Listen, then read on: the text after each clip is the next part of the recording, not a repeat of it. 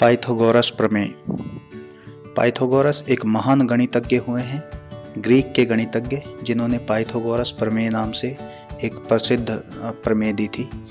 Pythagoras का जन्म 580 से 572 ईस्वी पूर्व माना जाता है और उनकी मृत्यु 500 से 499 ईस्वी पूर्व मानी जाती है।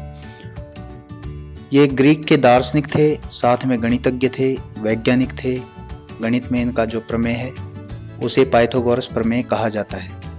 यहाँ हम देखते हैं कि एक त्रिभुज है ABC, जिसकी भुजा AB 4 सेमी है, AC 3 सेमी है और BC 5 सेमी है। कोण A समकोण है, अर्थात ये एक समकोण त्रिभुज है। तो AB आधार हो गया, AC लंब हो गया और समकोण के सामने की भुजा कर्ण हो गई। यदि हम इसके प्रत्येक भुजा पर वर्ग का निर्माण करते हैं तो आधार पर बनने वाले वर्ग में 16 खाने बनेंगे, क्योंकि उसकी भुजा 4 सेमी है।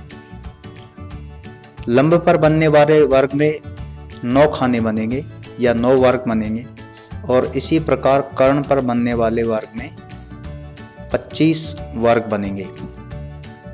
आधार पर 16 अर्थात आधार का वर्ग 16। लंब 3 सेमी का है तो लंब का वर्ग 9 हो गया और कर्ण 5 सेमी का है तो कर्ण का वर्ग 25 हो गया।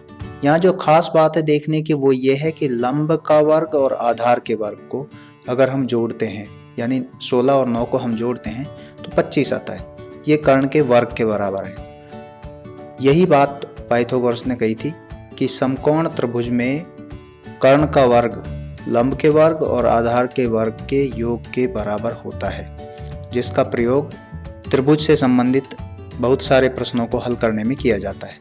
हम एक उदाहरण से समझते हैं।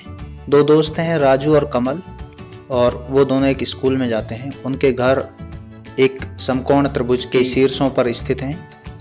राजू का घर कमल के घर से 600 मीटर दूर है और कमल के घर से स्कूल 800 मीटर पर है। तो राजू 600 मीटर जाकर कमल के घर जाता है, फिर उसके बाद कमल के घर से 800 मीटर चल के विद्यालय पहुंचता है और जब विद्यालय से आता है तो वो सीधा आता है।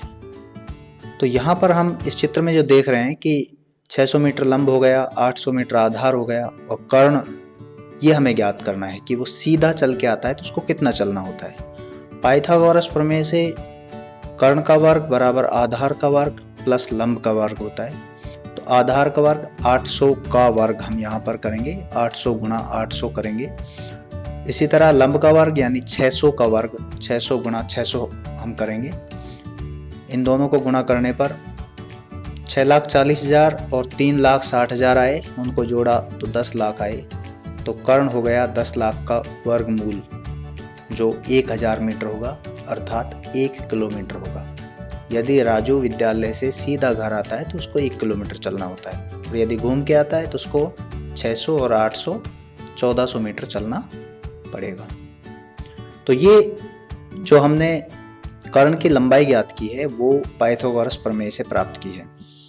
एक और उदाहरण देखते हैं कि एक घर है, उसके पास में एक सीढ़ी लगी हुई है, बांस की बनी हुई सीढ़ी लगी हुई है और ये सीढ़ी दीवार के निचले सिरे से 5 फीट की दूरी पर है और मकान की जो ऊंचाई है वो 12 फीट है। तो हमें सीढ़ी की लंबाई ज्ञात करनी कि सीढ़ी कितनी लंबी होगी। ओके, यहाँ पर भी हम देखते हैं कि एक समकोण त्रिभुज का निर्माण हो रहा है। जो दीवार है वह उस सरफेस सतह से 90 डिग्री का कोण बना रही है। इसके सामने की भुजा अर्थात सीढ़ी कर्ण हो गई। जो 5 फीट की दूरी है वह आधार हो गई और लंब अर्थात मकान की ऊंचाई 12 फीट लंब हो गई। तो पाइथागोरस प्रमेय के अनुसार कर्ण का वर्ग बराबर आधार का वर्ग प्लस लंब का वर्ग। यहाँ पर हम आधार और लंब का मान रखेंगे, 5 का वर्ग और 12 का वर्ग। 5 का वर्ग 25 और 12 का वर्ग 144,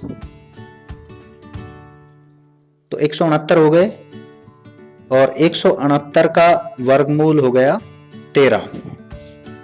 इस तरह हम पाइथागोरस प्रमेय के माध्यम से सीढ़ी की लंबाई ज्ञात कर सकते हैं। ABC यदि 3 संख्याएं इस प्रकार हों कि A का वर्ग प्लस B का वर्ग करने पर C के वर्ग के बराबर आए, तो ऐसी संख्याओं को हम पाइथागोरियन त्रिक कहते हैं। पाइथागोरियन ट्रिपल्स कहते हैं। जैसे एक समकोण त्रिभुज जिसका लंब A है, आधार B है और कर्ण C है, तो पाइथागोरस प्रमेय के अनुसार a square plus B square is equal to C square होगा। यदि ABC a square plus B square बराबर सी स्क्वायर होती हैं तो ये पाइथागोरियन त्रिक कहलाएंगी। पाइथागोरियन त्रिक की भुजाएं दरअसल एक समकोण त्रिभुज की भुजाओं को इंगित करती हैं। PQR एक त्रिभुज है जिसकी भुजाएं 3, 4 और 5 हैं। तो हम यहाँ देख सकते हैं कि 3 का वर्ग और 4 का वर्ग जोड़ने पर 25 आता है, जो कि 5 के वर्ग के बराबर है। अर्थात 3, 4, 5 भी पाइथागोरियन त्रिक है। त्रिभुज MNO में भी यही बात हम दिखाना चाह रहे हैं। भुजा MN 12 है, MO 5 है और ON 13 है। तो 5 का वर्ग धन 12 का वर्ग अर्थात 25 धन 144 169 हुए, जो कि 13 के वर्ग के बराबर है। अर्थात 5, 12, 13 भी एक पाइथागोरियन त्रिक है। इस प्रकार से हम बहुत सारी पाइथागोरियन त्रिक निकाल सकते हैं। इनकी संख्या अनंत होती है। कुछ पाइथागोरियन त्रिक इस टेबल में दिए हुए हैं, जैसे 3, 4, 5 अभी हमने जो देखा, 5, 12, 13, 7, 24, 25, 8, 15, 17, 9, 40, 41, 11, 60, 61। हम इसी प्रकार अन्य पाइथागोरियन त्रिक भी प्राप्त कर सकते हैं। जैसे 3, 4, 5 को अगर हम किसी एक संख्या से इसके हर एक संख्या को गुणा कर दें, जैसे 2 से गुणा किया तो 6, 8 और 10 आएगा। तो 6, 8 और 10 को हम जांचते हैं। 6 का वर्ग धन 8 का वर्ग बराबर 36 धन 64 100 आए और 10 का वर्ग भी 100 है। तो 6, 8, 10 भी एक पाइथागोरियन त्रिक है। तो इस तरह से हम किसी भी पाइथागोरियन त्रिक को किसी एक संख्या से गुणा करके हम अन्य पाइथागोरियन त्रिक प्राप्त कर सकते हैं।